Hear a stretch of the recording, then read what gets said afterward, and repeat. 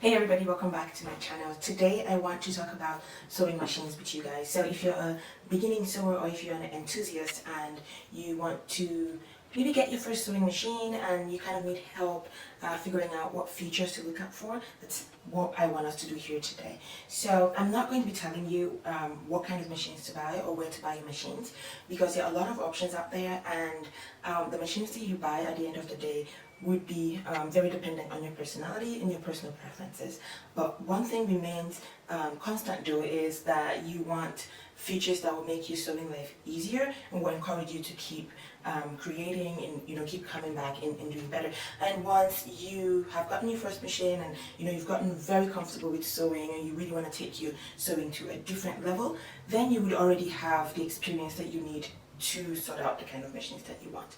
But today, we're going very basic. You show up at a store, they have different options of sewing machines. What are those things that you need to consider to make a choice? So let's jump into it.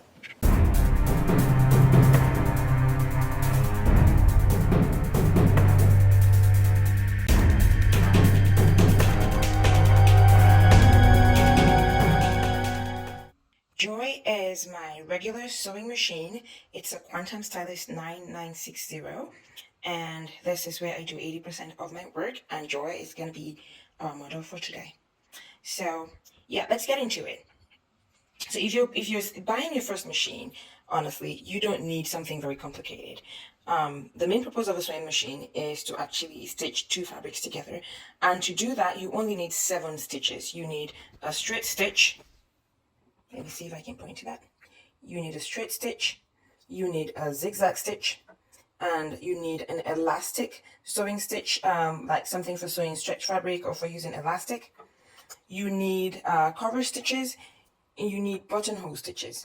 And that's basically what you need for a beginner sewing machine. Now, all these other thousands of stitches are more of decorative stuff, and I probably use them like 1% of the time. So they're nice to have, but if they're going to cost you a lot more money, then it's not worth it. You can use your money for something else. So the next thing that you want to think about is your buttonhole stitches. So now making buttons is one of those things that are awkward and a little bit challenging, and so you want a machine that not only has the buttonhole stitches but also has like a really good instruction on how to make those buttonholes. And those would be the machines that have like the buttonhole sewing customized to them or pre-programmed into those machines, so you can just go and start it, and the machine actually really goes and does the buttonhole stitch for you. So that's another important thing that you want to look out for when you're choosing a machine.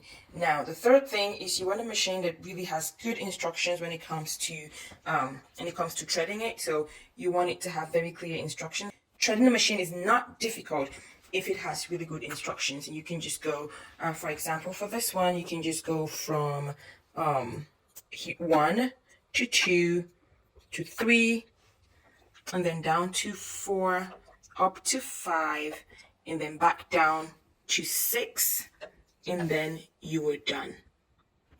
So if possible, you want a machine that has automatic threading, especially if your sight is a little bit challenging, or if you kind of fidget a little bit, and I do that sometimes when I'm trying to thread the eye of the needle.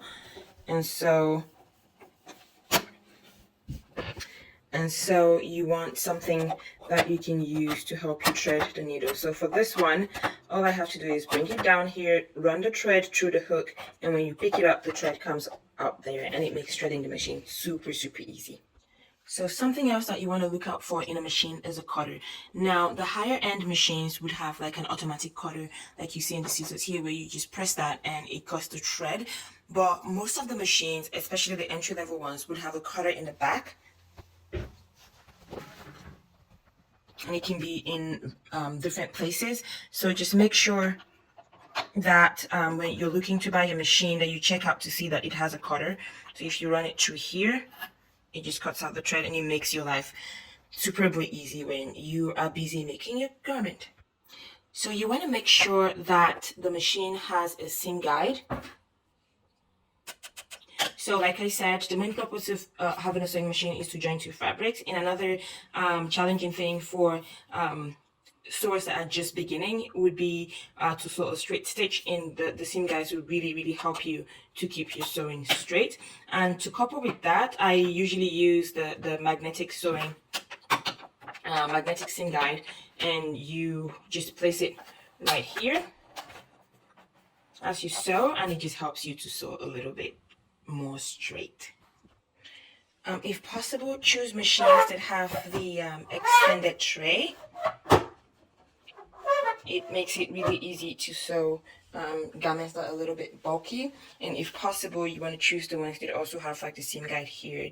It comes in really handy. So what is more important to me, especially more than the extended tray, would be the free arm. This is critical. Like when you're looking for your machine, you need to find one that says that it has free arm, because this makes your life very easy when you're sewing sleeves and when you're sewing like tight spaces like your pants, etc. For example, if you're trying to sew your pants, it allows you to be able to sew while you're turning this around, and it makes all the difference in the world. So you definitely want to look for a machine that has the free arm.